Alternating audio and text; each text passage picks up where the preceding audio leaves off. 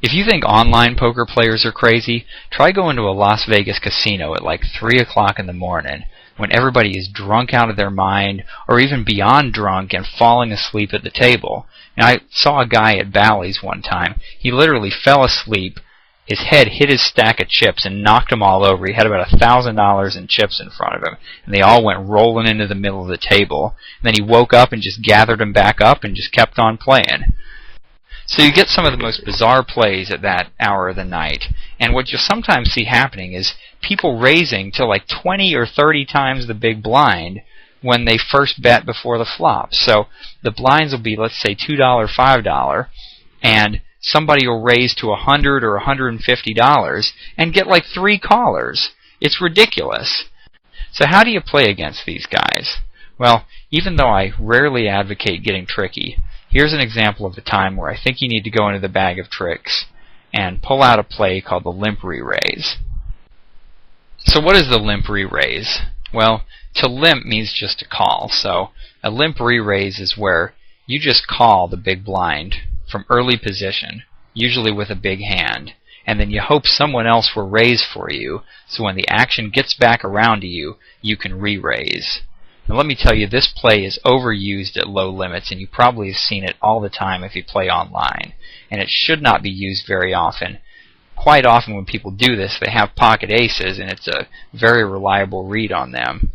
So I don't advocate using this play very often, but this is a special situation we're talking about, and let's look at an example of how to use it. First of all, let's consider the 3 possible cases when you could use this play.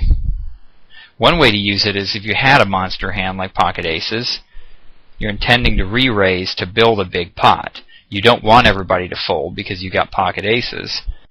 Or in the second case, if you had kings or queens, you might just want to win the pot right there. You wouldn't be too upset if everybody folded. You've already built a nice pot, and then you wouldn't really mind just taking it down right there. Finally, you could use this play as a total bluff, although I would recommend you do that very, very rarely. So let's look at an example of this.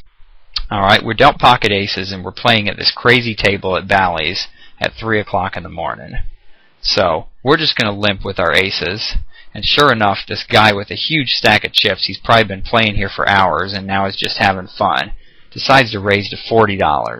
This is a ridiculous raise. It's 20 times the big blind. And look at this. He gets 2 callers.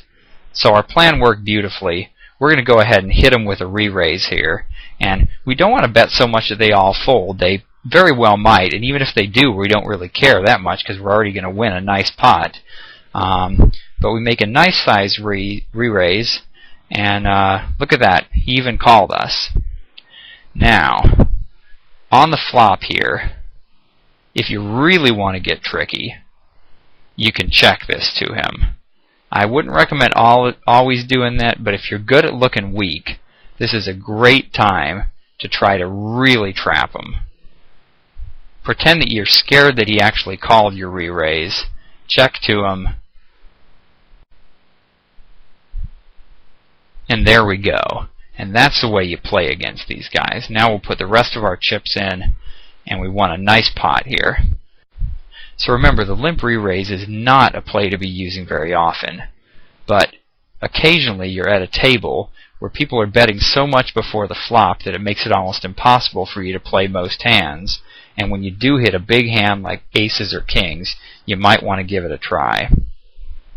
Okay, thanks for watching. Be sure to visit testyourpoker.com and watch our other videos and get your free Poker IQ score.